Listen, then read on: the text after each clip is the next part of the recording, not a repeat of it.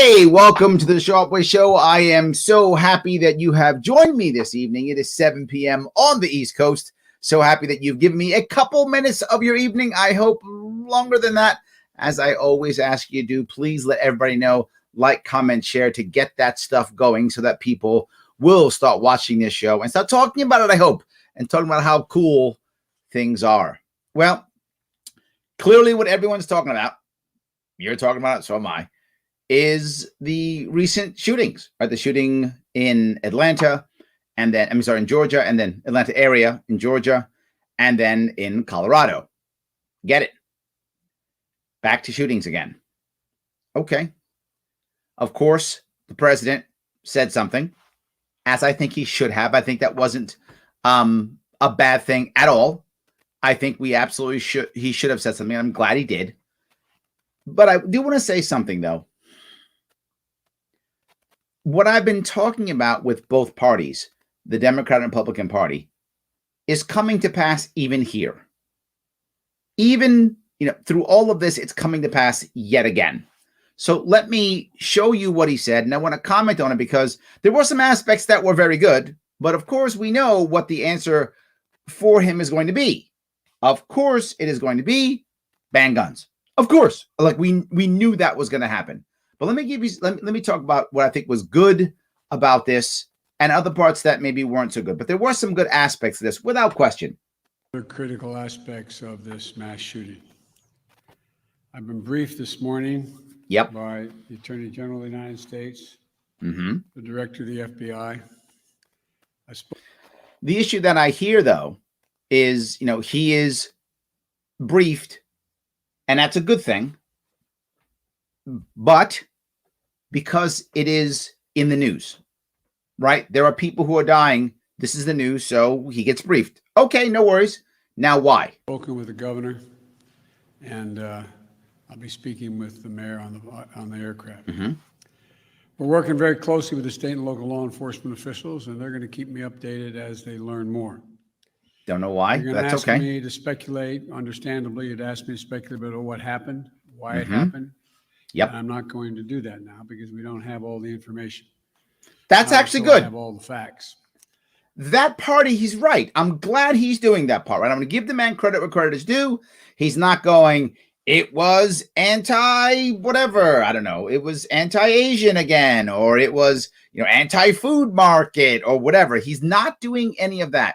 He's actually saying, I'm not going to speculate on the reason. Valuable, well done.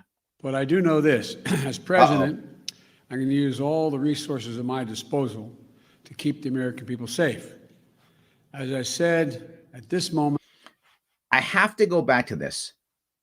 And this is a thing we've been saying for years.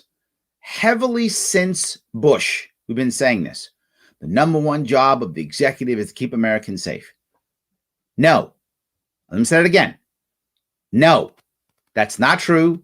That's not in the Constitution. That's not in the oath of office. That's not in the job description. It is not any of those things. The president takes the same oath that I took as a Marine to defend and support the Constitution, not to defend every single American against everything. And we keep this up. And this started heavily in 9/11. Bush the second started this.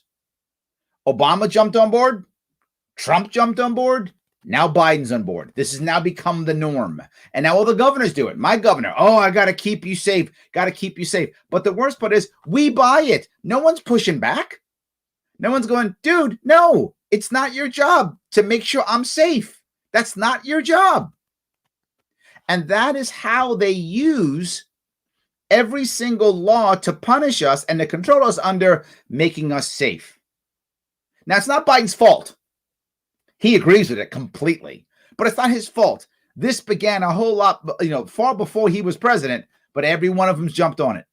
It is not his job at all to keep everybody safe, and you shouldn't use everything at your disposal to do so. That's not what we're talking about. That's not your job. It was never. Wasn't your job, Trump's job, Obama's job, Bush's job, none of your jobs. Was it my job as a Marine? Not our job. A great deal remains unknown. Three things are certain. First, 10 lives have been lost And more Yes. families have been shattered by gun violence in the state of Colorado. Yes, true. And Jill and I are devastated. And I the think, feeling, look, this is real for him. And again, I want to give the man credit where credit is due. This is real for him. Look at how he is gripping that podium. No matter what you might think about Biden, whether you like him, hate him, whatever is your thought process, this man knows what it feels like to lose. That's for sure. He's had to bury 2 children and a wife. I can't imagine the pain that this guy has gone through. When it comes to pain and feeling that loss, yeah, that's real. That is real. And man, I wish he would stay just on that, because he does this well. This is Joe Biden's skill set right here, saying, my God, I feel your pain, because he does, because he has. He's felt this pain. He knows what this is like. This is true. I just can't imagine how the families are feeling, the victims whose futures were stolen from them, Yep. from their families, from their loved ones, who now have to struggle to go on and try to make sense of what's happened.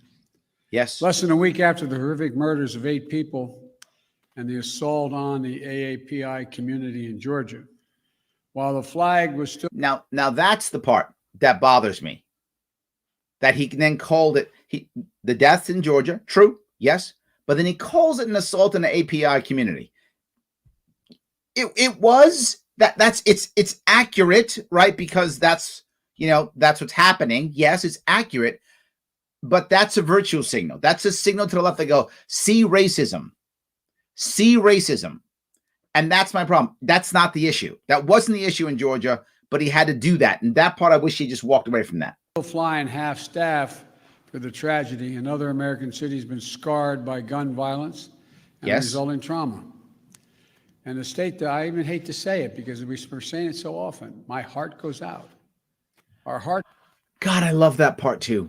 I got to tell you, he's got some good parts to this, and it's because he's real in this regard. When it comes to the pain, he goes, I'm tired of saying my heart goes out. You know what? Me too, man. Me too. Everybody says it. And now we say it just like nothing, like, oh, hearts and prayers, thoughts and prayers. Blah, blah, blah. Doesn't mean anything anymore. He's right. This is valid. So here's the biggest problem. And you're going to see it now. He's going to announce a problem. And he's right. It's a problem. But his solution, not going to be what I want to hear. Let's go out for the survivors, who had to flee for their lives and who hid, terrified, unsure if they would ever see their families again, their friends again.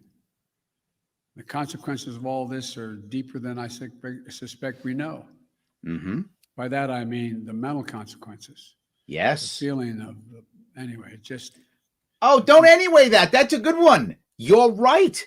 Yes, you're right. It is. He brings the piece that you hear me talk about when it comes to veterans all the time, right? And that is the veterans the military members and the veterans, right? The military people who have been killed, while that's tragic, of course I feel that. Their journey is over. It's the survivors who feel their pain. And he's saying, survivors, yeah, the people who were shot, while that's horrible and tragic, their journey's over. It's the people who are here now who have to live with regret and pain and angry and all that things. Yes. Too many of these. The second point I want to make is my deepest thanks to the heroic police and other first responders who acted so quickly to address the situation. Yep. And keep the members of their community safe. Look, I 100%. Guys ran into the fire, right? You run into the fire, much respect. These guys ran into the fire. They ran into the fire. Yep.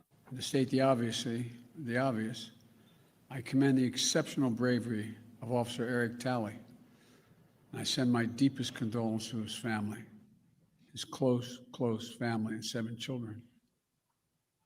You know, when he pinned on that badge... Look at his face when he says that. I'm just saying, I'm not going to like how this ends. And you guys know me. You know I'm not going to like how this ends. but I do want to give him props for what he does well, which is this. He actually feels this. He feels this. Yesterday morning, he didn't know what the day would bring. I want everybody to think about this. Every time an officer walks out of his or her home and pins that badge on, the family member that they just said goodbye to wonders whether they'll subconsciously, will they get that call? The call that his wife got. He thought he'd be coming home to his family and his 7 children. Yeah. But when the moment the act came, Officer Tully did not hesitate in his duty, making the ultimate sacrifice in his effort to save. I believe all the beginning parts, but I'm not sure I buy this part to be full with you. And I'm not trying to be a jerk. If you go back, I don't know, a few days ago, I think he was, talking about, defunding the police and, all those types of things. I think that when it comes to law and order, when it comes to police, I think Biden's a get-along guy. I don't think he actually cares either way. Not that he doesn't care about people, he does, but I don't think he cares personally about cops any more or any less. I don't think he does. I think he's talking about defunding the police like 5 minutes ago, and now he's like, well, cops are great because they did this thing because it serves his purposes. This part, I think, is a get-along piece for him. I don't think he feels any differently about cops than anybody else. I don't. Lives. That's a definition of an American hero. And thirdly, I want to be very clear. Here we go. One thing I do know enough to say on is in terms of what's happened there. While we're still waiting for more information regarding the shooter, his motive, the weapons he used, the guns, the magazines, the weapons, the modifications that apparently have taken place, those weapons. Well, we know now. I don't need to wait another minute, let alone an hour. See, you did. Take common sense steps that will save the lives in the future. And as soon as you hear common sense, you know exactly what's coming after that, right? It's like as soon as you hear spaghetti, it's going to be and meatballs. That's just how it works, right? You hear common sense, you know what's coming after, no matter what. It's gun control, guaranteed. Now, it's not like, because he's going to immediately say gun control because I don't have to worry about who did it or why or what weapon they used. Let me be clear. He's going to talk about assault rifles because they always have, assault weapons. He's going to talk about assault weapons as they always talk about assault weapons. They're going to talk about it. Of course they are. And in Atlanta, the guy used a pistol. And in Colorado, the guy used a pistol. So it's not going to affect anything. They both used pistols. Urge my colleagues in the House and Senate to act. We can ban assault weapons and high-capacity magazines in this country once again. I knew it. I got that done when I was a senator. It passed. It was law for the longest time. Yep. And it brought down these mass killings. No, it did. No evidence of that. Do it again. He made that up. Not true. We can close the loopholes in our background check system, including the Charleston loophole. That's one of the best tools we have right now to prevent gun violence. The Senate should immediately pass. There is literally no evidence of that whatsoever. And that's the problem. Everything he said up front was 100% correct. And I wish he had just done that, said how horrible it was, said that we have to look into this and figure out what was the actual problem, figure out how to help this, what he could have done. I wish he would have just done that, said, America, let's look into this and figure this out, and walked away. Because I've been telling you what the problem is for years. Since before I was running for office, I'm on record saying this more than ever. What is killing our youngsters is not guns. That's not what's doing it. That's a weapon they're using, but that's not what's killing them. That's not what's causing them to do this thing. Do you know what's common in just about every single shooting? It's a young man without a girlfriend. I'm not joking. A young man without a girlfriend. Not every time, but like 99.9%, that's what it actually is. That's the problem, right? All the people who took our towers on 9/11, young men, no girlfriends. That's the number one thing. That's the problem. That's the perpetrator. And whether they're white or black or Arab or Hispanic, doesn't matter. Same profile. What is killing our people in America? 3 things. Yeah, you know I was going to say it. Lack of purpose, lack of community, and loneliness. That is what's causing people to act this way. If you want to change this, then we should work on fixing a lack of purpose, a lack of community, and loneliness. People said, and I heard all the time, oh my God, once we come out of lockdown, the second we come out of lockdown, now we're off to mass killing. Well, maybe because of lockdown? Because during the lockdown, people were literally sitting inside their rooms on a computer by themselves, hating life with no mission, feeling lonely, and then going outside and acting in a self-destructive manner. Yeah, that's what it is. They said, by the way, I saw someone just mention in the comments, they found an AR-15. It was not an AR. It wasn't an AR-15. It was a pistol, AR-556 pistol, which can look like an AR-15 if you modify. He modified it so it would look like a rifle, but it actually was a pistol. So this is just another pistol. Both pistols. They call it AR-15 styles. That's my problem. We can repair this if we have real conversations about having Americans move towards happiness. So many people tease me. I do get mad at me saying, Larry, why do you say Libertarian Party, Liberty Movement is about happiness? Life, liberty, pursuit of happiness. Happy people don't shoot others. Happy people don't shoot themselves. Happy people don't do any of these bad things. No, not at all. Let me say it again. The United States Senate, I hope some are listening, should immediately pass. They're not listening. The two House-passed bills that close loopholes in the background check system. These are bills that receive votes of both Republicans and Democrats in the House. Yep. This is not, it should not be a partisan issue. This is an American issue. It is, that's true. Lives. You don't know what, please, what evidence that it will save lives? Let's say you had the background checks. Okay, great. Guy from Atlanta still buys a gun. Still buys a gun. The guy the guy here, he would have found a gun and he would have found a bomb. The Boston bomber used bombs, right? That's the guy we were talking about the other night. The Boston bomber used bombs. One of the kids in Parkland, he had pipe bombs ready. That isn't enough. That doesn't make it all of a sudden okay.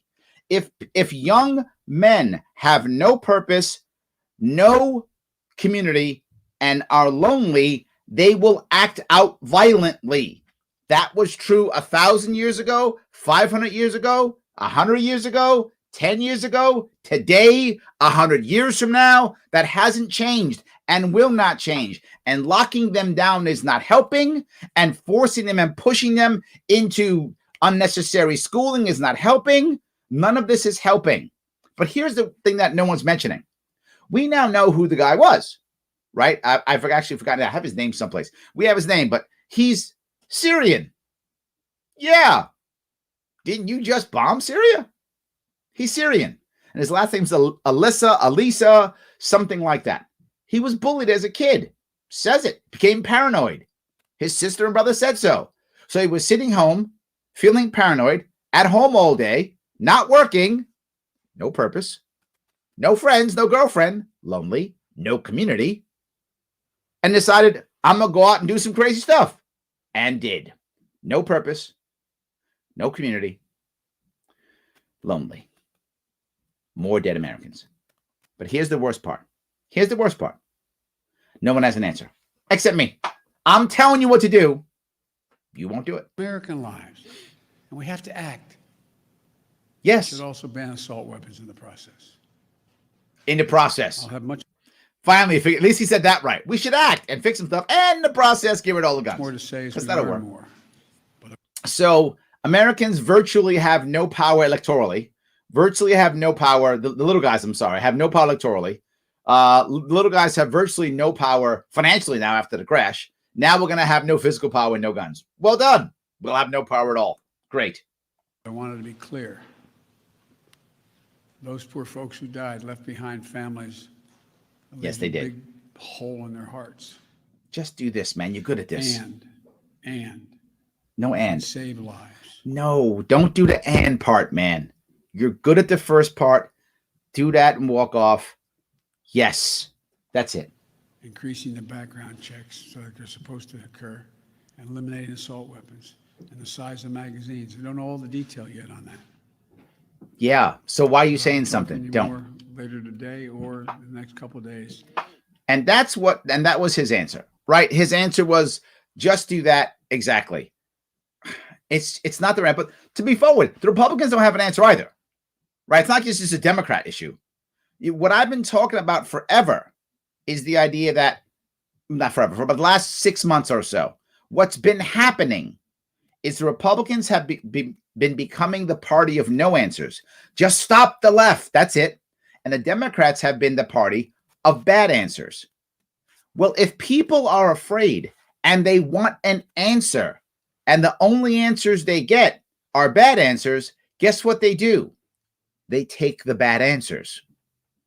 The worst thing we can do is have afraid Americans. Everything that I can't stand came from afraid Americans, right? Gun control, afraid Americans. Patriot Act, afraid Americans. War on drugs, afraid Americans. Insert Gitmo, afraid Americans. Bombing places, afraid Americans. Every time something bad's happened, it's because of afraid Americans. Let's not make Americans afraid.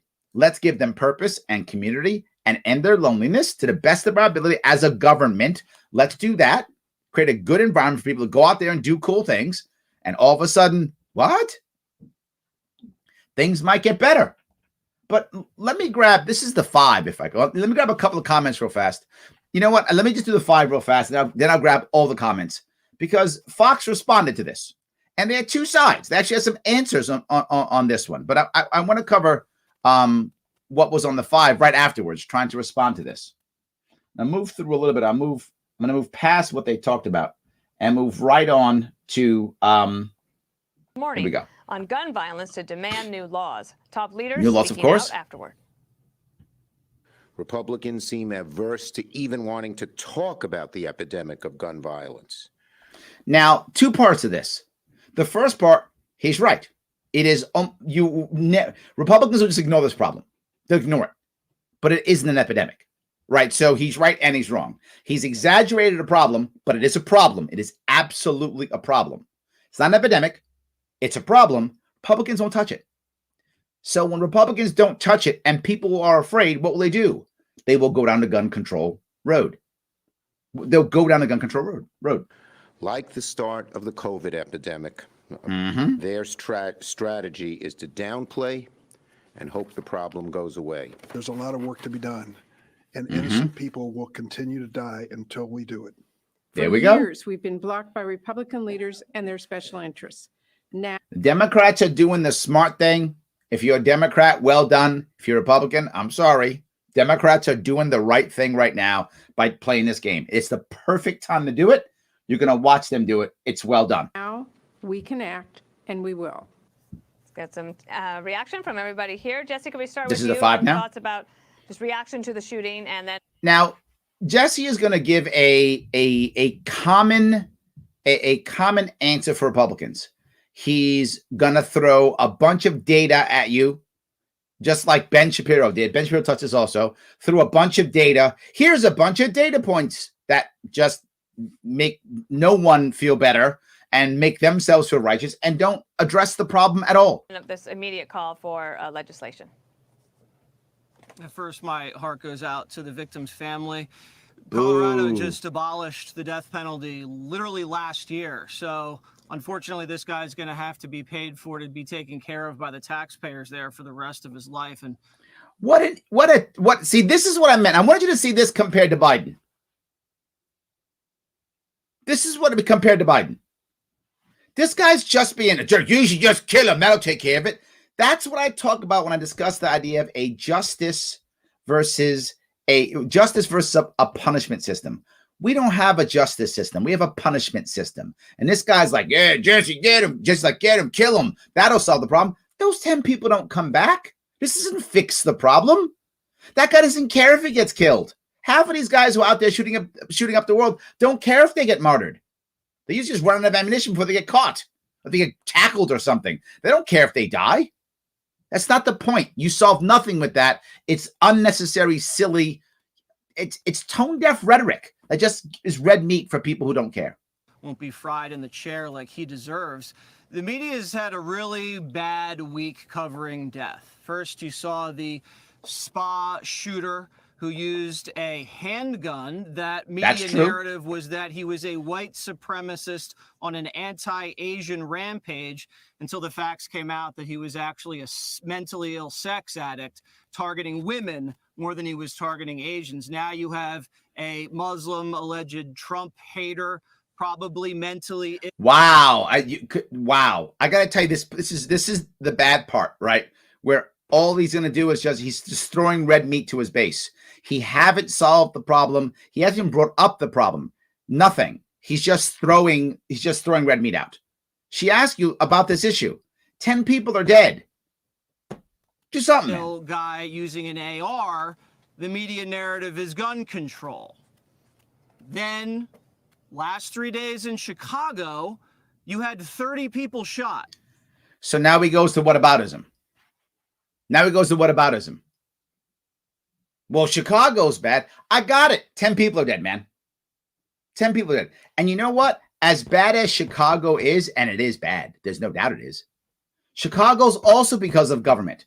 It's not because black people are bad or whatever the issues you want to say. It's because the government's bad. The government has infiltrated the Chicago gang so well with the war on drugs that now, instead of having one border between two gangs and one border war, there are now, everyone's broken up. No one trusts everybody. So now, instead of having two large crime families, you basically have 300 small crime families, and therefore 300 borders, and therefore 300 border wars. That's what's wound up happening. Legalize drugs and the war on drugs. Violence goes away 30 days. I'm not even joking. Violence goes away in 30 days. Just do that. Let's go away. But violence is severely diminished in 30 days. He doesn't bring that up. He just uses it as whataboutism. He doesn't want to fix that problem. He wants to keep that as a way of saying, see, that's not that bad because Chicago. Mostly black on black. The media narrative is there. It's nothing. There is no narrative because they've blacked that out. So you can see how the press exploits these tragic stories, disregards the fact, divides us by race in order to basically control us and get profit from that. I don't think Biden's going to do anything. But you're not doing any of that, are you? Orders on this. Stop. Supreme Court will knock it down. The next Republican president will knock it down. The Republicans will come out like a wave you've never seen before if he does something. I don't know why you believe that. This is just, why do you believe that? If you look across this country now, afraid Americans want lockdowns. Afraid Americans want gun control. Afraid Americans want to be controlled. For you to think that if he puts more gun control down, Republicans will come rushing out, I didn't see that in New York. I see the reverse. I didn't see that in New York. I don't think so at all. I think you're fooling yourself, my friend. Or you're just talking trash because you're just keeping your base hot and trying to make money and divide us like you just said, or you're being hypocritical. One of those two things are true. Something like that. They don't have the votes in the Senate to do anything like banning sport weapons. And this is what this is. This is an AR-15. It's used for self-defense. It's used for hunting. It's used for target practice and competitions. It's light. It's easy to handle. It's compact. You squeeze the trigger once and one round goes off, just like a handgun. Squeeze That's the trigger true. once, one He's right. round goes off. Except handguns, those are used in a majority of mass shootings. Handguns are used in a majority of gun homicides. Yep. Media doesn't talk about that. The media is obsessed for some reason over AR-15s. Do you understand what's happening here, though? He's just going media bad, left bad. He's not saying, here's how you fix it. Here's what we can do. Here's how to make things better.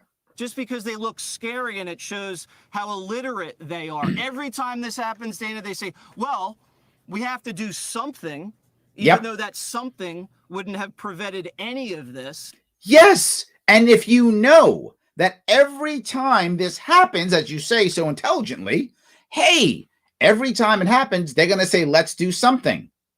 Where's your something? Where's your something? You don't have anything. And you haven't had anything for 20 years. So what do? They go to the people who have the bad ideas because they've got some ideas. So if you give them no ideas or bad ideas, afraid people take bad idea. You should know that already. It's just a really childish argument. I want to do something too, but I want to get it right first and not No, you don't. destroy the constitutional rights of law-abiding Americans. Well, that's in the true. He's right. process. That's true. Okay, Yes, Juan, so let's get your take that's on correct. that. Now watch Juan go. Well, then I'm just listening to Jesse, and I think the Supreme Court has affirmed that everyone has a Second Amendment right, but Big butt on him. localities and states, everybody also has a right to impose reasonable restrictions on gun. Ooh, nice. He didn't say common sense. He said reasonable. Better wording. Juan, nicely done. Good wording. I was waiting for common sense because every time it's common sense, it's gun control. And by the way, if you want to know what common sense means, it means as far as we can push it today. Keep pushing. Yes. Ownership in this country. So there's no contradiction, between owning a gun and reasonable rules on who has a gun and even how people obtain a gun. But the extremist, it's just so What's the extremist? heartbreaking to me that we are still having this conversation. Children die in Newtown, high schoolers in Parkland, college students at Virginia Tech, and we just have this. All school shootings, right? And I will cover school shootings after this and explain. I already talked about how to fix this. I've discussed this more than once because every time it comes up, I start saying how to fix it. And of course, look, people don't want to listen. It's fine. Go Democrat, go Republican. You get either no answers or bad answers. That's what you wind up getting. Same conversation, because the extremists in this conversation say, oh, no to universal background checks. It's like 90% of Americans, including gun owners, say, yeah, let's have universal. So I want to be clear on 2 points. One, I'm going to give Juan credit. It's true. Most people are totally fine with background checks. That's accurate. And that's been consistent, for a long time. Most people are okay with background checks. That's true.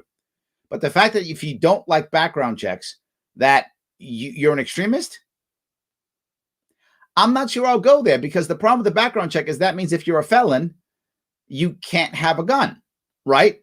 And people might go, well, that's a good thing, right? No, you're a felon.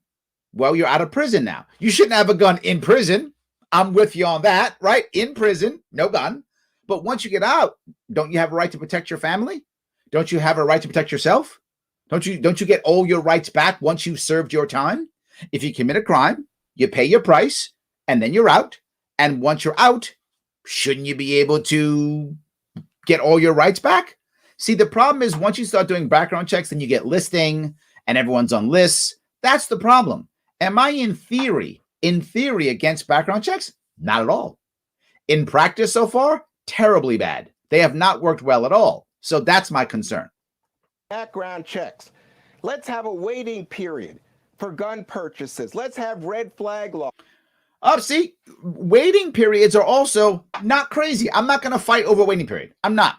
I remember there was a Simpson cartoon, a Simpsons show once where Homer wants to go buy a gun. And he walks in and says, I want to buy a gun. Here's the money. And the guy says, great. You come back in 7 days. He goes, 7 days, but I'm mad now. That was a joke, but there's some truth to that. So I'm actually okay if you want to have a reasonable day or two or whatever. I'm not going to cry over that. That's a place where I'm prepared to bend. Red flag laws, no evidence that red flag laws work at all. In fact, the reverse. The reverse. Once you have red flag laws, you make more and more lists. You make more and more people not do it. You make more people now liable if something goes wrong. All red flag laws do is they make more people criminals, and they keep and they force people to turn in their friends and family. While I'm okay, and I'll bend on a waiting period. I'll bend on that. I will not bend on red flag laws at all. Not bending on red flag laws. They don't work. They don't make things better. I'm pretty sure that lots of states where they have shootings actually have red flag laws already. In fact, New York State wants to put red flag laws in, and we haven't had a mass shooting. So what's the reason? I don't even get it. So no, I'll bend on the waiting period. I'll bend on that. I'm not prepared to bend on red flag laws. And I got to have a deep conversation on background checks. So we know who's mentally ill, who's involved with spousal abuse, who's a convicted felon. Let's just do things. He went right down that road. Right down that road. Convicted felons. Yep, right down that road. Absolutely. Within the parameters of the fact that we are a country that affirms gun ownership as a right. That's all that President Biden and the Democrats are asking for. That's not true at all. That's not true at all. When you make education a right or healthcare a right, if you do that in New York State, education is a right, you don't do it right, you get sued all the time. How come people aren't suing to get their gun rights? No, that's absolutely not true at all. That's not true, Juan, at all. And to, belittle it, to caricature it, I think is not about partisan politics. You're going after the American people here, and you're going after people who have been, all of us are endangered from these kind of, from the fact that the country's awash in guns and it gets into the hands of irresponsible people. Okay, so it's another point of view. Irresponsible people who I guess would follow the laws. Anyway. You and Kennedy, let's get your thoughts on this today. Well, there are a couple things here. It's interesting that Juan is talking about using mental illness, which, if you're saying that the blanket term mental illness will be the metric by which you ban people from owning guns. How do you deal with that too? Only further stigmatizes mental illness. And that means, if you have a single mom in a big city who has been. No, you went down the wrong road on this one, Kennedy. You started right. Once you say mental illness, what does that mean? Does that mean depressed? Does that mean you have a prescription? Who defines mental illness and how? And if I have a mental illness, does that mean I can't defend myself anymore? Now, if you're saying someone who's mentally ill to a point where they, have to be, or voluntarily are, or forcibly because they're violent or hurting others, hurting themselves, that they are institutionalized, I'm with you. If that's the line, you get institutionalized, no gun. I'm with you on that. If that's your line. My worry is now all of a sudden the average gun shop owner or whomever is now going to be looking at somebody's mental history, their medical history. Is that what I want? Or did I just get a no-go from the government? And now I got to fight the government to decide if they think I'm crazy or not, or whatever their answer is to that. Another concern. That's why I'm saying background checks. I got to have a deep conversation before I would even say yes to that. There's so many ways that you could absolutely, break that. That's a problem.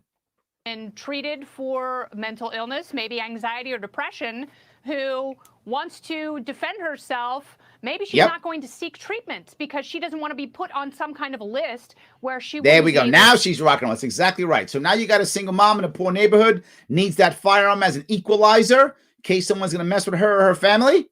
Maybe her husband's gone or her family's not around, or insert reason here, whatever it is. Maybe she has an abuser and she's afraid the abuser's going to come and take her kids from her or beat her up, or who knows what issues she has. And in that kind of world, you might want to go on some kind of drug too. You might get some depression drugs if you're in that situation. You might too. Can she not have it because she might hurt somebody? To own a firearm in order to defend her family. Maybe you have someone who is truly deeply mentally ill, who now sees that this entire condition has been stigmatized, who doesn't go for treatment. And this is what we see over and over again with these shootings. You actually see this. She's right. You see this in New York State. You see it in New York State. You see veterans now with the SAFE Act and red flag laws not getting help. This does actually happen. This isn't theoretical. This actually does happen. It is a sociopathy. It is a mental illness. It is the isolation. It is the hate. And somehow it's not hate and sociopathy. That part it's not. But she's totally right. It's mental illness. That's true. 100%. We're not identifying those things in an effective way so people actually get treatment. And I think part of that is because of the stigma. Now, in places like Portland, Oregon, you have a city that has been under siege, a DA who won't prosecute violent crimes. Oh, don't do the whataboutism. Guys, she was right. She had no answer, but she was right. Now, look at what happened from the left and the right? Juan is clearly on the left. The other guy, I've actually forgotten his name, sorry, is clearly on the right. She's much more libertarian in that side. Probably looks like she's leaning right. But the left guy sounded nice. He had an answer. I hate his answer. I think he's wrong, but he sounded nice. He did. He sounded like he cared. He talked about protection and people like that. And the other two used some serious issues, which are right, some problems with it, but basically threw out data and whataboutism. Well, if I'm afraid, I don't want to hear data. I don't want to hear whataboutism. I want to hear an answer. And the only one who had an answer on this right here was Juan. Criminals, so people feel that, you know, in a city where police are absolutely hated and they talk about defunding and police are racist, then people feel they have no other choice than to get a firearm to defend themselves, because those sort of riots have been spreading out in. Now you went to riots. Anyway, I hope that was clear in what I was trying to get across. Neither side, this opened up in my eyes. It showed that both sides would take the death of 10 people and 8 the other day. So 18 people in a week, and they would just use it to push their own agendas or to attack the other. Neither of them actually had an answer at all. Ben Shapiro was on this doing the same stuff, just going, here's the data points and Democrats are bad, and no answers. The reality of this guy was a 21-year-old Muslim from Syria. He came when he was a kid, like 2 or 3 years old. So he's born and raised in America, teased as a child, lonely, stuck at home, no purpose, no community. And I think he actually has mental illness. I think he actually snapped. He snapped and went out and hurt people. And now our answer is put him in jail forever or kill him. What about those people? Let me grab some comments. You guys have a lot of comments. I want to cover some of those. People ask me, what should we do? I'll give you tons of things that we should do. Number one, I don't want us to have so many soft targets. I say all the time, and this actually happened, right? People were saying, well, there's school shootings, so we have to deal with school shootings. So let's deal with school shootings. And I said, you can fix school shootings, but the problem is once you stop the school shootings, they're going to shoot up someplace else. It isn't the school. They only go to the school because it's a soft target, because they know there are enemies there that they can shoot. It's a soft target, right? So my whole plan if you remember, dealing with school shooting was a very simple issue. No extra laws, no extra money. The actual way of handling school shootings is very simple. If you are either an administrator or a teacher in a public school and you are licensed to carry a firearm, if you want to, you may. That's it. That's the rule. If you are licensed to carry a firearm, you're an administrator or teacher, and you want to, you may. That's it. No requirement, no orders, nothing. If you don't want to bring your gun to school, don't. No worries. You may. You will not be prosecuted in any way, for no matter where you live, no matter what your other rules are, you may. That's it. What does that mean? That means that now when some school shooter comes in, they won't know who to shoot. They won't know if anyone's armed. They won't know. They can't plan. The one thing you found in every single school shooting was a plan. Why? Because they knew who was what, who was where. They knew how things worked. In fact, the kids right now, this is the funniest part. They're doing school drills. Well, they were before COVID. Some places still are. School shooting drills. Well, who's in the drills? The kids who would be a school shooter. So they're literally watching what you're going to do, and they know where you're going to hide because you're telling them where to hide. So that's not going to work, is it? That's pretty stupid, isn't it? But that's what we're doing. So, we'll have a resource officer outside. That's expensive. And then what will they do? They'll shoot him first. Why? Because they know where he is, because they're in school. So they shoot him first and then kill everybody. Doesn't make any sense. But if they don't know who's armed, maybe nobody's armed. Not required. Maybe not one administrator. Maybe not one teacher has a firearm. Maybe not one. And maybe all of them do. And maybe a couple do. You've just made a school a non-soft target. But if you remember what I said, back in 2018, I was talking about this. 2017, I was talking about this. I said, but if you do that, that's awesome. However, now the people will still go someplace else. They just won't pick schools as targets. What did they start picking? Churches. They thought those were soft targets. Now in South Carolina, that was true. In Texas, that wasn't. He thought it was a soft target. He was wrong. And he got shot. Remember that? Yeah. And now because schools are closed in many areas, and also some schools are prepared now, they're not soft targets anymore, they find other areas, like massage parlors. And here, shopping malls. They find other areas. They look for soft targets. So on a defensive make less soft targets. A soft target is something where they can easily plan to hurt people without any realistic chance of return fire immediately. That's a soft target. Change that. Now, that's not enough, obviously. That just stops the soft target, because then what they'll do is they'll just using other things. They'll use bombs, or they'll use cars. In New York City, they use vans. I'm not joking. This is 3 years ago. Guy took a van and ran people down a bike path, killed them all. Like 8 people, whatever it was. I forgot what the number it was. Took a van and just ran over bicyclists. Ran them over. You can ban vans now? Is that the next thing to do? You can't. The next part is getting people to be happier. Well, the first thing you want to do is not lock us down. But Larry, people might get COVID. Yes, they might get COVID. It's possible. So let's start acting smartly and dealing with those issues and preparing ourselves. I talked about it again a year ago.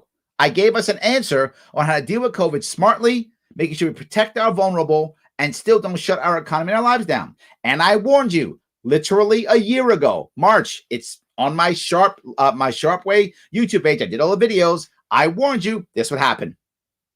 I said you will see an exacerbation of mental illness and people will strike out. They will act self-destructive. Seeing it now. I said after the election there'll be even more sporadic violence, and you're seeing it now. I spoke about all this stuff, and it's all there if you care. Let me grab some comments if I can. All right. Let's see here. He's watching in Colorado, and the news say they found an AR-15. Again, it was an AR-556 pistol, if that makes sense. Yes. So let's see if I can find this. The young man from Boulder posted constantly about not being able to find a girlfriend. Bingo. Bingo. Yes. If we're going to have a universal plan, make it a universal partner plan. Let's make a universal Tinder plan or something. I don't know. Let's do that, right? Again, some of you may laugh at the girlfriend thing, but you know what a girlfriend does? I mean, boyfriend. I mean, but whatever. In this case, it's girlfriend in this case, but whatever. Girlfriend, boyfriend, a relationship. It creates connection. It ends loneliness. It gives somebody purpose. And if the girlfriend has more friends than you, it might even give you community. I mean, who knows, right? You losing those 3, you're going to do something bad, either to yourself or to others or both. So, yes. Brian says, Iowa's on the verge of passing constitutional carry. Of course, the Dems are up in arms about it. I asked for the data from the 17 states that already have this, which shows all the bad things that have happened due to constitutional carry being illegal. The crickets are the only thing that I've answered. Yeah, exactly. Right. The fact that you decide that we're going to allow people to carry firearms doesn't mean all of a sudden now it's the Wild West. People are dying. It's simply not accurate. That is an idea that sounds good. And when you're afraid, it sounds even better. But again, we don't want that to be the case. Matt says eHarmony ends gun violence. Let's get it, man. Right? Instead of background checks, let's take up a GoFundMe to pay for eHarmony accounts for everybody online who's complaining about not finding a partner. Let's do that instead. It would be more effective. Literally, it would be more effective, Matt, if we did that. Your state's having problems? Get them all in eHarmony. It would be actually more effective. So if I could, let me talk about online. I want you guys to do me a favor. You know I care about this. Take care of my sponsors, please. It's free. Click this link right here, which is actually in the description. Click that link. Head on over to theadvocates.org. Go to the censorship and free speech survey. Take that survey. It's free. It takes about 3 to 5 minutes to complete. Please complete the entire thing. And when you're done, please share it on social media, whether that's Twitter, share it on Facebook, whatever's appropriate. Please share it, take it, complete it. Why? Because they're my sponsors. They want to know what's going on, how you feel about this, and they want their name out there. So please do me a favor. Do this. They are my sponsor. It's free. If you're like, well, Larry, I don't have time. I got money, though. Great. You got Biden bucks? No worries.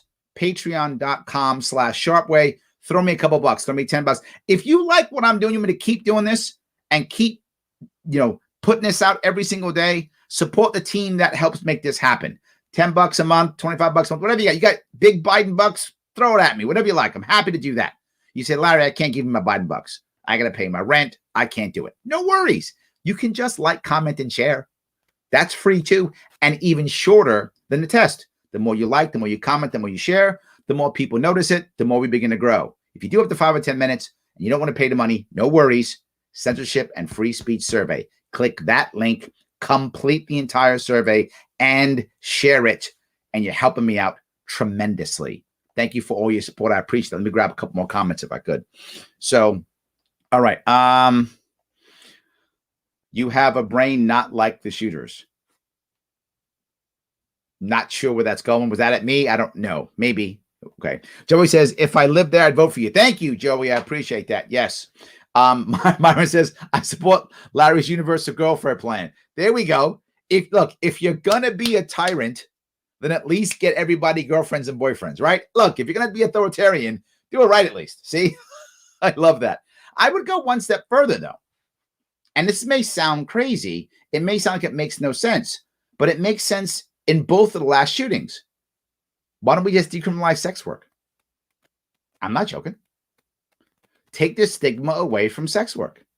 One of the reasons why the guy shot everybody up in Atlanta is he was all worried about his sexual hangups and stuff. Well, should have taken his Biden bucks and gotten a cuddle friend. And I'm not joking when I say cuddle friend. That's some sex workers are cuddlers. That's a real thing that actually exists. So maybe they should have some cuddlers. See that?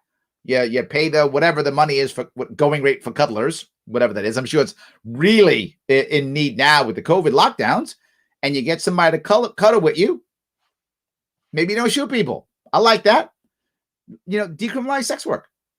And then maybe if you feel not feeling like a man or whatever, and you're feeling like, you're weak, whatever, you get the woman who's the make you feel like a man sex worker, whatever that plan is.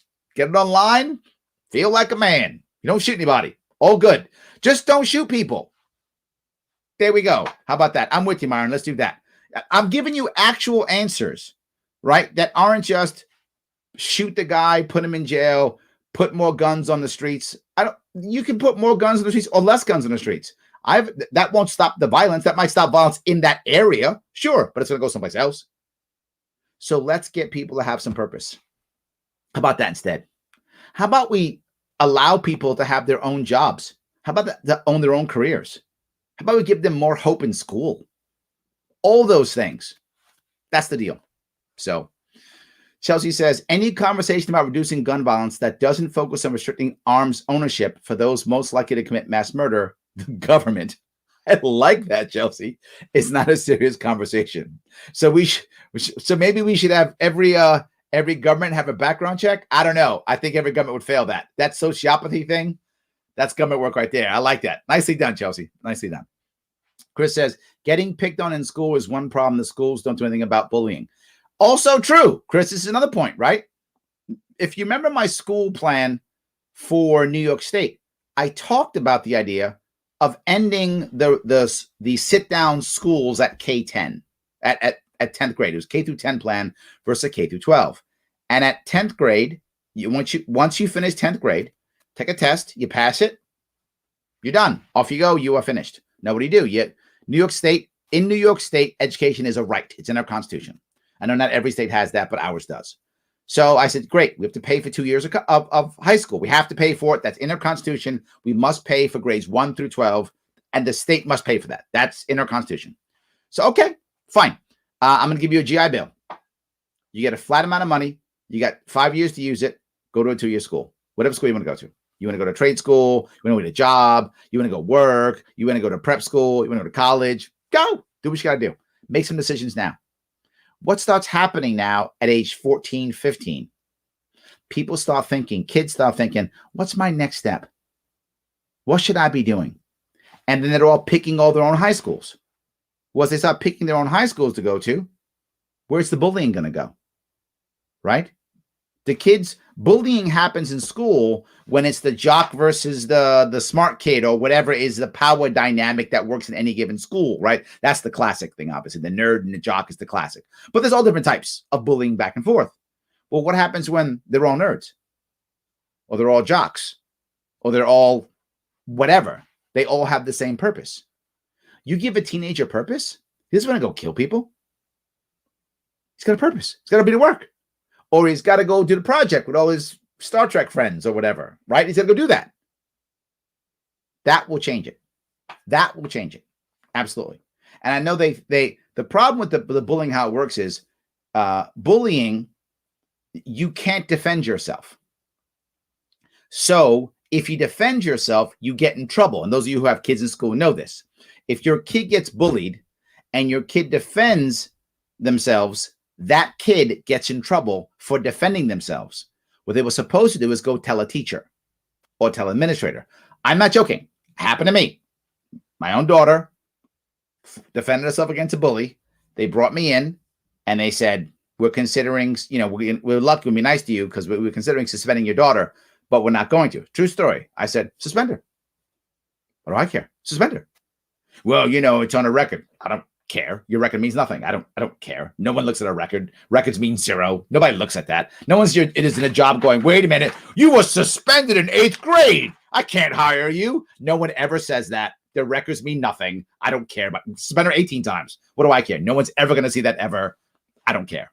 I'd rather her learn to defend herself, a real lesson, than wait for you people who won't be able to handle it, who will just make her more dependent upon you, who will make her a victim her entire life. No, thank you. I'll pass. Suspend her. And in fact, suspend her twice for 9 days. I'll take her on a vacation to reward her. Your system means nothing. It's useless.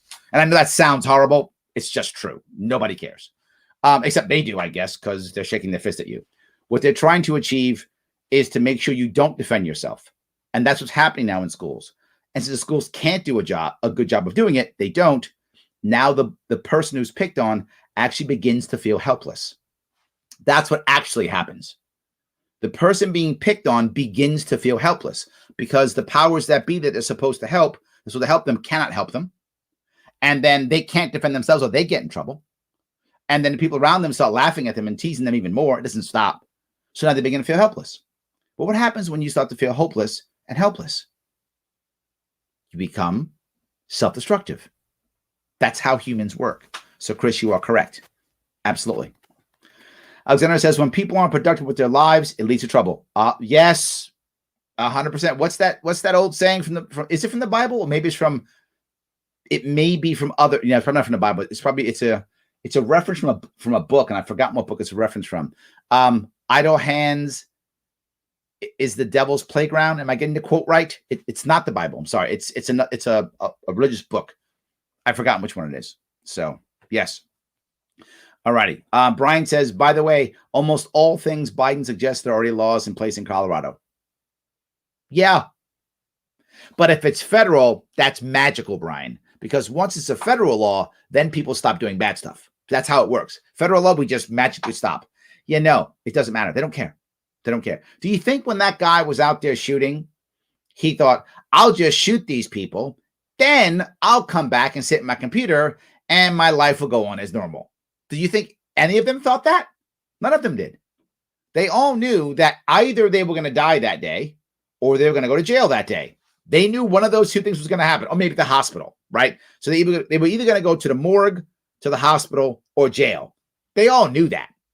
So it wasn't like they were like, you know what? I'll go out, I'll shoot these 8 people, then I'll head back and have a burrito and play some Fortnite. They didn't think that. So it doesn't matter. Yes. Andrew says there are no honest brokers left on gun control. Ooh. That's a good one, Andrew. I think you're right on that, because they're not actually trying to solve a problem. They're trying to push a narrative or virtue signal. I think you may be right on that. Yeah. They don't believe their own rhetoric or care about statistics. At this point, I'm inclined to believe they don't even care about the victims. This is one of the reasons why I brought up Joe Biden, right? I do believe he cares. And I just want to give him credit for that. Joe's good with that. He is. He does have empathy. He does understand pain. He does get it. So, yeah, I want to give him that. But I think you're right. Does he actually care about solving the problem? Sadly, I'm unsure. I don't know. Joe Biden's a get-along guy. He's a get-along guy. What is this what we need? Okay, this keeps us in power? Yeah, let's do that. I think that's what he is. So, yeah. All right. No girlfriend, maybe Big Richard Daddy from Cincinnati has the right answer. Whatever works, man. Whatever works. I'm all good. Yes. John says, how do we get our message to the ruling class? They are totally disconnected. They have had their narrative and they push it without caring to learn about the real problems. This is like the question. And I even have to worry about the premise of the question. John, is it that we want to get our message to the ruling class, or do we want to change the ruling class? Now, I think there are two parts to this. This is my view. If you think I'm off, I'm happy to hear that I'm off. I think most of the ruling class actually doesn't care. They just like being part of a ruling class, and they like where they are, right? That's what I like, right? That's what I like. I think they just kind of want to be their people in charge. Now, why do I say I like that? Because that means they're probably malleable. That means that if things change, they'll change because they want to stay in power. Now, some actually don't care. I mean, some actually are aggressively trying to care and hurt. You're right. Those who have to be removed. I hope through just voting. Vote enough people out, put the right people in, and the rest of the ruling class will, I think, be better. That's what I think. Their narrative is what will keep them in power. I think that's what most of them care about. So, yes. All right. AR pistol is everything except is SBR is everything except in name. Yeah. But the problem is if you write a law, the law is going to be very specific. And if it says rifle, then that's not covered. That makes any sense, right? If it expresses what a rifle is and it will give a definition, it'll be a vaguer definition, but it wouldn't affect it. So look, anyone who knows guns knows the pistol can be just as effective, if not more effective than a rifle, particularly at short range.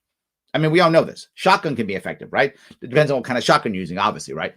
And what kind of, and how are you going to modify your pistol?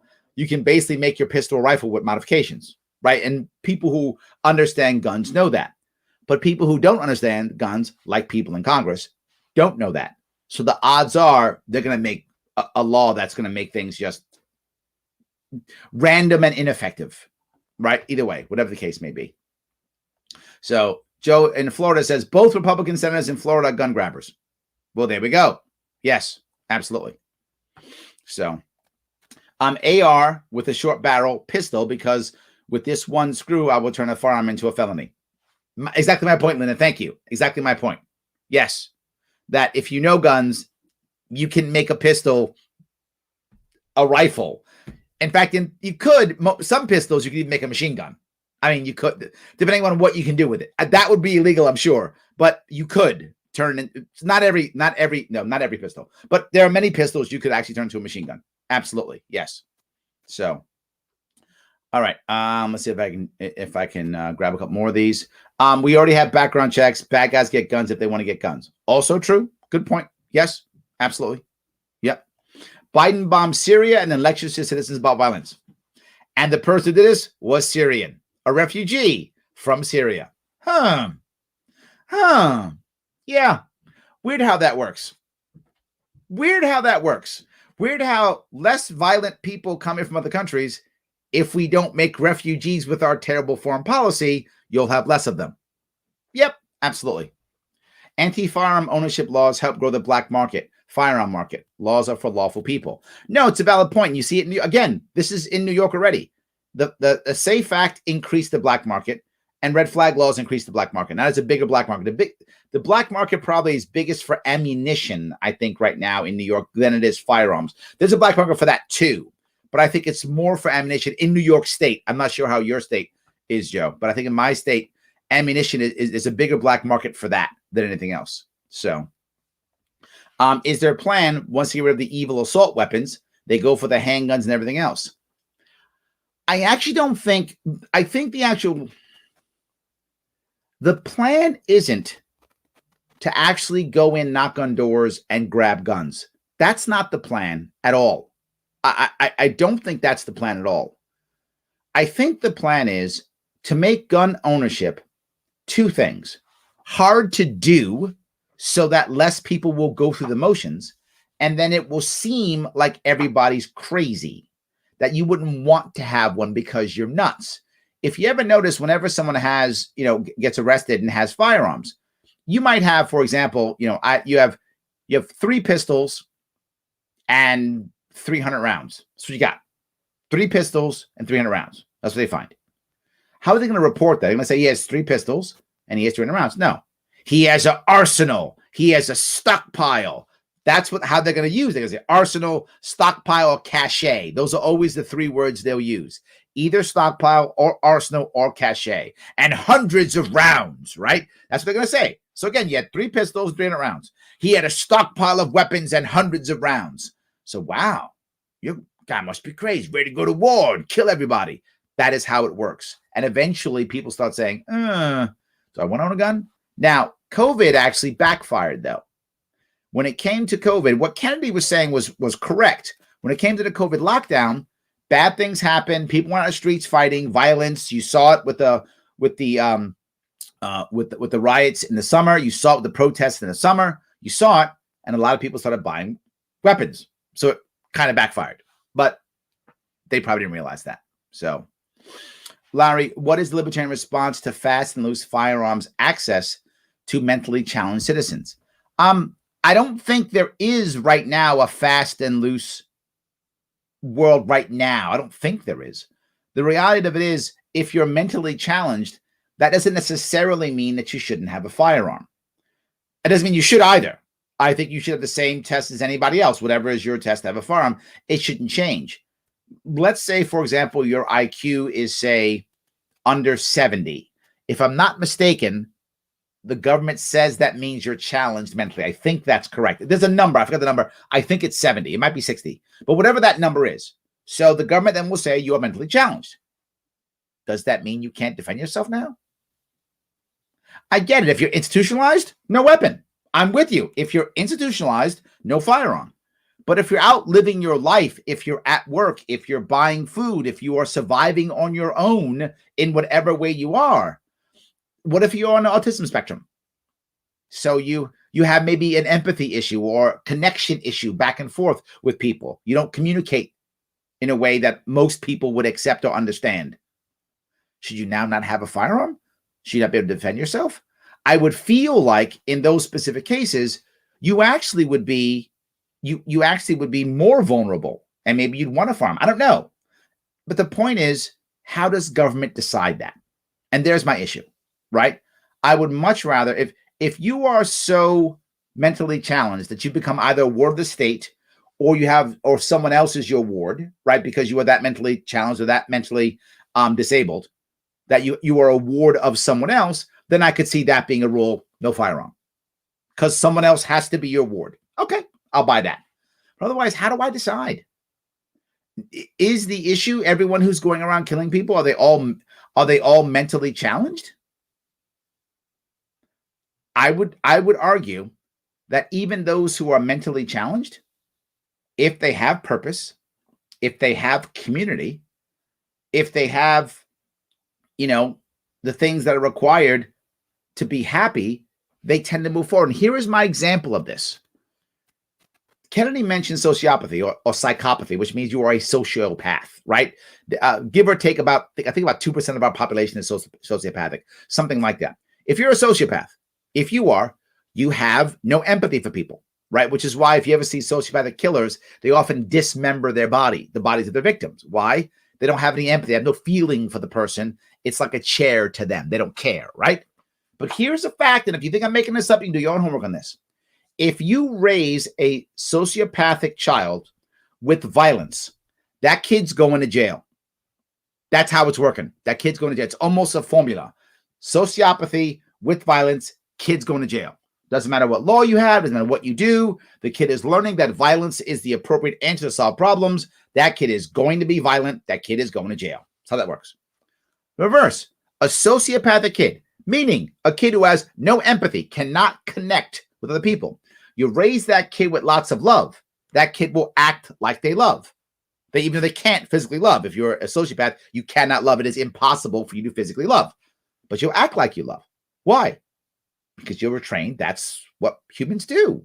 So you'll do nice things and you'll function in society fine. You won't be a killer or a murderer. You won't be anything by that because you were taught that that's not what you do. And you were brought up, raised that way.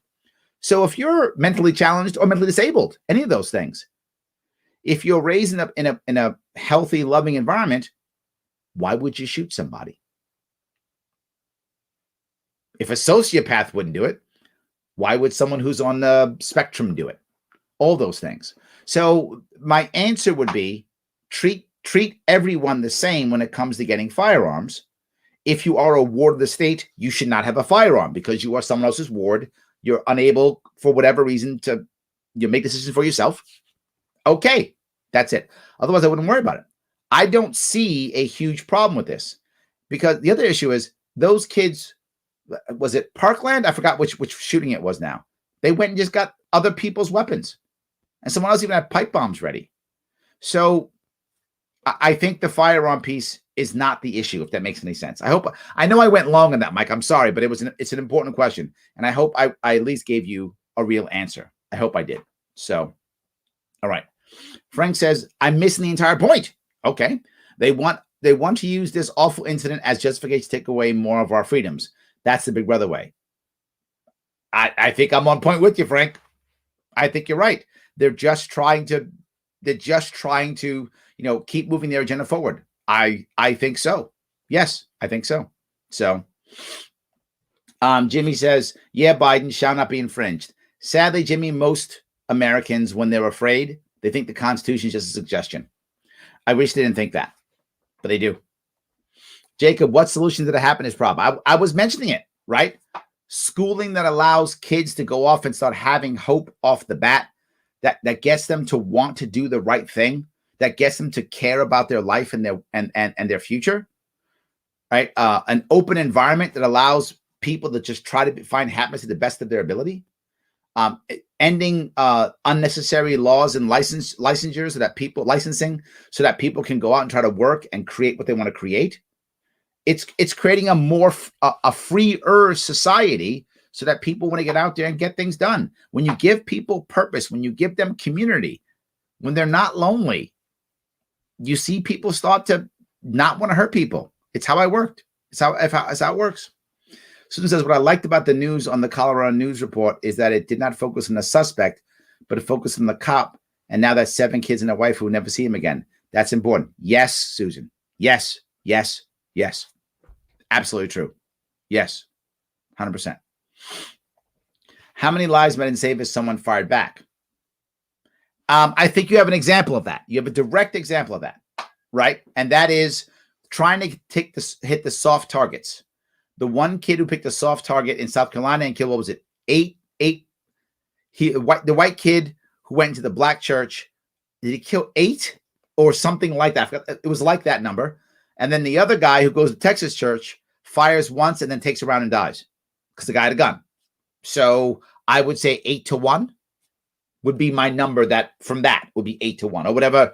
I think it was 8 people, whatever that number amount was. That's what I would say would be the amount saved. So if 10 people, I would say he would have got 1 and not 10. That'd be my answer, Lyndon. That's my answer. So yes. All right. Let's see if I can do this. It's heartbreaking that so many lives were lost, and there's another opportunity to push gun control bills. From compassion to sales pitch in one word. Wow. Look at that. Christine says, lockdowns, afraid Americans. Yes, absolutely. 100%. Afraid Americans. Absolutely. We wish we could shut Chucky up. Cannot stand him. Yeah, I'm with you. I'm not a fan. I would agree. I'm not. He's all about yapping, and he'll shut your free speech down. In fact, speaking of that, since you brought that up, guys, head over, take the censorship and free speech survey. I know I said it once before, but I'll say it again. It matters. It's my sponsor. They care. I care. It's theadvocates.org. Click that link that's in the description. Take that survey. It's 3 to 5 minutes. That's it. Done. Complete the entire survey. Please complete it, finish it, and then share it online, either on Facebook, share it on Twitter, whatever you like. Share it so that people can see it. And hopefully they'll take it too. Get the word out. That's what people want. I want that too. Please do that. If You're saying, Larry, I don't have time for that. I got stuff to do. No worries. Throw me some money instead. We'll call it even. Head over to patreon.com/sharpeway. Throw me $10, $25, whatever you got. If you're making big Biden bucks, you got the big cash, throw me $100 a month. You got that kind of money. Do it. All good. It goes to making this show happen every single night at 7 p.m. And more importantly, keeping my social media running, because that's how I push this forward. And I am concerned that I might actually get canceled eventually, right? It happens all the time. So the last thing I'll ask you is to follow me. Follow me on Sharpe Way. Make sure you follow me on Sharpe Way Properties, not Larry Sharpe Properties, Sharpe Way Properties, Sharpe Way Twitter, Sharpe Way YouTube, Sharpe Way Facebook. Do that so that in case they hammer my Larry Sharpe side, I still got this side. It is important. So thank you. Talk about the problem, mental health issues being made worse by lockdowns. Yes, that's it. Yes, thank you, Tom. Paula says, make America not fearful again. It doesn't flow as well as MAGA. That's Manfa. Manfa. Make America not fearful again. Manfa. That's like do we need to get a red hat with that? A Manfa? People talk about it at least, I guess. So yeah. So Jim says, so what? He could done the same with a shotgun. Yes. And that's my point. All right. You could do damage with lots of weapons, whatever you think is the appropriate answer. If they would call drug use a pandemic, they would get all the Republicans on board with the drug war. Okay. Maybe that's why they're using those words. Okay. Matt says, it's difficult to build communities when leadership puts so much effort into dividing us into two opposing sides. Wow. Well done. Matt. Yes. They are making things worse. They're making it harder. That's absolutely true. Yes. Wow. Well done. Nicely said, Matt. I like that. Brandon says, Larry, he is right. You should kill the killer compared to keep him alive for 80 years on a taxpayer. And there's no way to bring back the dead. So this guy's being realistic, but I'm also right-leaning. I'm not against that concept. Let me cover a couple things on death penalty. I get where he's coming from. I do, Brandon. And I didn't lose anybody in that shooting. So I can look back from far away and point my finger and say all kind of stuff, but my loved one didn't die, right? My wife is home. So I'm accepting that that's where I'm coming from, right? That's where I'm coming from. With that in mind, if it was someone I loved, would I want him killed? Probably. I hope I wouldn't, Brand. That's what I would say. I've never had this happen to me, so I can't tell you how I would feel. I would hope that I wouldn't want him to die, that I would want to get some kind of real justice and have him help others or have him be something that would be worth something. I would hope I could be that good. I don't know if I could. So I get it if the individual wants to have him killed. But this guy didn't have any of his friends killed or his loved ones killed. He's just trying to be hardcore, kill him because of taxpayer. Now, my problem with that is I don't trust government to decide who dies. I just don't. I don't trust government to decide who dies. So I'm against death penalty. Am I in theory, and I mean theory, am I in theory okay with the death penalty? Do I believe that there might be a situation to where society might deem that the only way to keep themselves safe is to murder someone, to kill someone? In theory, yes. In practice, government's terrible at that, and it will kill too many innocent people. So if I have to decide to kill innocent people or keep him in jail for 80 years, I'll take jail 80 years. That's just me, right? If I got to choose, I would take jail for 80 years over killing innocent people. That's where I stand on that. But I get your point. And I'm being clear. If it was someone that I loved, I might be a hypocrite. Emotion from people we love often makes us hypocrites. So if it happens to me, you might hear me go, kill him. I might do that. Just telling you the truth. So Joe says, we don't have a justice system. We have a punishment system. Yes, thank you for quoting me. I appreciate that. It's very true. Absolutely. Yes. So Dana Perino always defends GWB. Anytime someone talks smack about GWB, always defends it. I get it. I mean, she worked for him. I get it. Yeah. Right? I always defend Gary Johnson. I do. I get where she's coming from. I do. I get where she's coming from. Of course I do. Yes. That's good. Let's see here. Jesse Waters, typical Republican. It's true, but look, only because he said something is why I brought it up. I'm not extra mad at him or anything. I think it's a common Republican piece, which is give data, show why the left is wrong, and then not have an answer. I'm saying show data, show why the left is wrong, then have answer. It's that last part that they don't seem to have. So now I'm some afraid American go, now what do I do? Now what do I do? And guys like Juan Williams talk nice, say I care about people. Joe Biden shows empathy. And I go, well, maybe those guys are right. They have an answer at least. And we have gun control. And we have gun control. Yes. Because Chicago is not a policy or an answer. Paula. Nicely done. Yes, exactly right. Yes, because Chicago is absolutely not an answer. Jeff says, knew that was coming, mostly black on black, followed almost immediately by accusing Dems of dividing us by race. Pathetic how predictable both sides are. Yeah, Jeff, it is. Right? It is. That's not an answer. Right? I mean, what he's saying is accurate.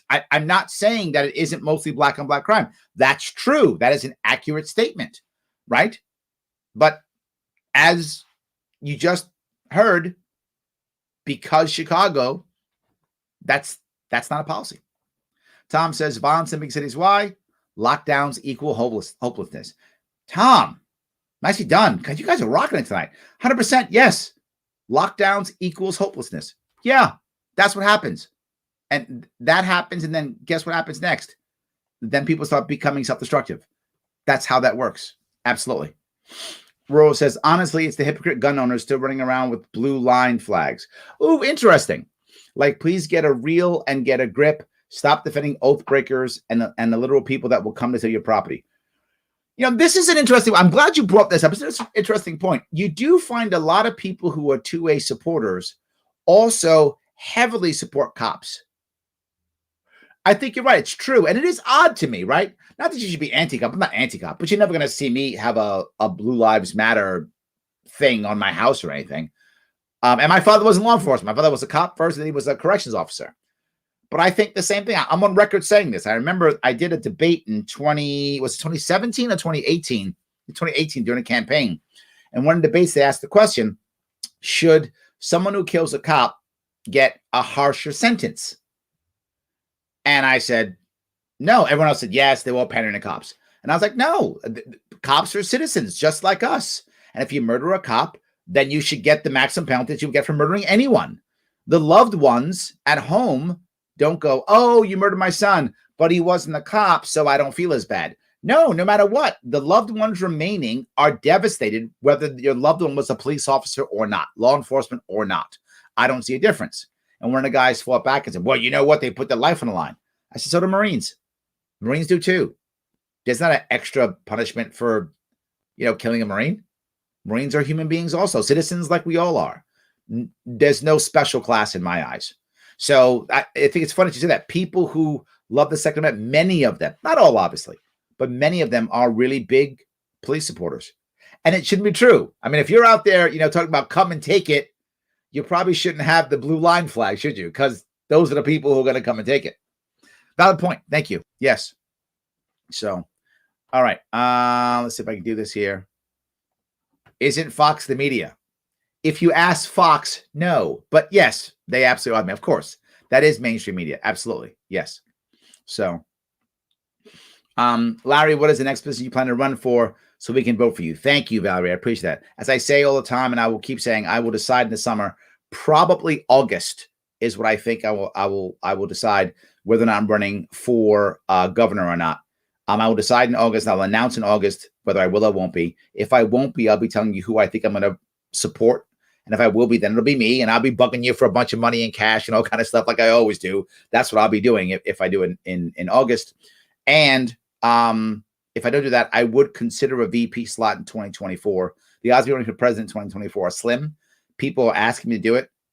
I would have to be a whole lot more popular for me to make that kind of run. I want to make real impact, and the odds are they'll be more popular and people who can raise more money than I can running for president in 2024. My assumption is that Trump is not going to be a incumbent. He might be running, but he won't be an incumbent. which means there'll be more third-party people who'll be prepared to run in that. So maybe. Hope that answers your question. So yes. All right. Do you feel, John says, do you feel the age of victimization and being offended has contributed to so many looking for the government for protection? Yes, I do. I think you've hit one piece. There was, and for those of you who don't remember this, there was a push in the 80s and the 90s that was a very well-intended push. It was a push to get kids to have more self-esteem, the self-esteem movement. And again, the goal was get kids to have more self-esteem. They'll love themselves more. They'll be more successful. They'll take more risks, all those types of things. The intention was a good intention. But the problem was they were saying you have to tell kids this, make them feel this, tell them that. That's not how self-esteem is gained. You gain self-esteem not because someone goes, John, you're awesome. That's not why. You gain it because you achieve something. And then when you achieve the thing, someone then says, John, you're awesome. You gain the self-esteem by achieving something. Generally speaking, the more challenging it is, this is not a 100% rule, but generally speaking, the more challenging it is, the more self-esteem you gain. In fact, falling down and getting back up is one of the best ways of people gaining self-esteem, for children too. The problem is they didn't do that. This is where you get the participation trophy, which is nothing but bad. And parents will get mad at me when I say it, but it is nothing but bad. You are only hurting children. And now the other thing where you go to, when I went to a birthday party when I was a kid, I would give a gift to the birthday boy or girl. I didn't get a gift. Or if I had a birthday party, I got the gifts. No one else did because it was my birthday. Now everyone has to get a gift. Everyone gets gifts. I don't know if some of you who have kids, you know this, right? You have a birthday party, everyone gets a gift. Yeah, because they don't want the kids to feel bad because they're not opening up a gift. And again, the intention's good. I don't want to hurt their self-esteem. They're worthy, they're valuable, but they don't actually feel worthy or valuable because they haven't achieved anything. They didn't do anything. This is where you have the growth of two things. One, imposter syndrome. Kids who are doing something now, they feel they don't deserve it because they wouldn't deserve it their entire childhood. So they still think they don't deserve anything. So they've got that inner thing of hating themselves and punishing others. It's Psych 101, right? You don't have to have a master's degree in psychology to figure that one out, right? Happens often, but there were mistakes that were made and still being made. And then we had the helicopter parent, which is the parent that would hover over the kid and make sure that anything went wrong, they would repair or fix or help. And now we have the bulldozer parent, which is you push every obstacle out of the way of your kid so they can just go smoothly through life, where they never fall down, never make mistakes, and then never gain anything. The amount of times I've told my daughters, you'll figure it out. I can't tell you how many times I've told them that. But Dad, I don't know. I know you don't know. You'll figure it out. And then when they figure it out, I go, well done. And they begin to gain self-esteem. That's how that works. So instead now, remember, think about this. If you're always being told that you're good or great or wonderful, and then things go wrong, something wrong, can't be my fault because it never has been. Therefore, I'm a victim. I've been insulted. Well, insulting's wrong or bad, so I'm offended. Yes, I'm looking for a referee. This goes back to the bullying piece. I'm not defending myself. I'm looking for a referee. Who's referee? Authority figures, government. And I think a lot of that culture is happening. A lot of it is. So I hope I answered your question. I went long again. I'm sorry going long in some of your comments, but you're asking some great stuff, and I want to cover those things to the best of my ability. So yes. Paul says, tyranny just around the corner, folks. We are on the road, my friend. We are walking right down that road, and most of us are smiling, arm in arm, heading right down the road to tyranny. You are correct. We are heading right down that road. 100%. Yes. All right. Why did I go after the shooters of guns if guns are the problem? Just put the guns in jail. Brilliant, Joe. Put the guns in jail. I say lock them up and throw away the key. Give them the electric chair. How about that? I love that. There we go. There we go. Let's just do that instead. Yes. Valerie says school shootings, gun-free zones where everyone's a defenseless target. Yep. Absolutely. Yes, absolutely. Darius says, I fought over a waiting period. I get your emotion, Darius. I do. I just don't think in today's world that you can win on everything. I just don't think we can. I think there's too many people who really do believe guns evil. I mean, I know Joe's joking when he says put the guns in jail, but a lot of people think guns just, the fact that it's a gun makes it evil. I don't know if we can win in everything. And if I got to bend on something, that's the one I bend on. If that makes sense. I get we disagree. I think we're going to the same place. I'm just telling you my view. If I got to bend on one of them, that's the one I bend on. I don't bend on red flags. Red flag laws, that's unbendable. That is nothing but bad. But a reasonable waiting period, if they want that, fine. Give them that, just fine. I get that. There's an argument for that at least, right? I can get the argument. There's no argument for red flag laws, and it's nothing but bad. That I'm not going to, I can't, I got to fight on the red. That's a hill I want to die on, but not waiting period. I'm not prepared to die on that hill. I hope you get where I'm going at least, Darius. And red flag laws. Yes, completely. Yes. That one we're together. We'll stay on that hill together, my friend. That one we'll stay on together. Absolutely. But I think you're on your own on the waiting period. That you're by yourself on that hill. Just saying. So thank you.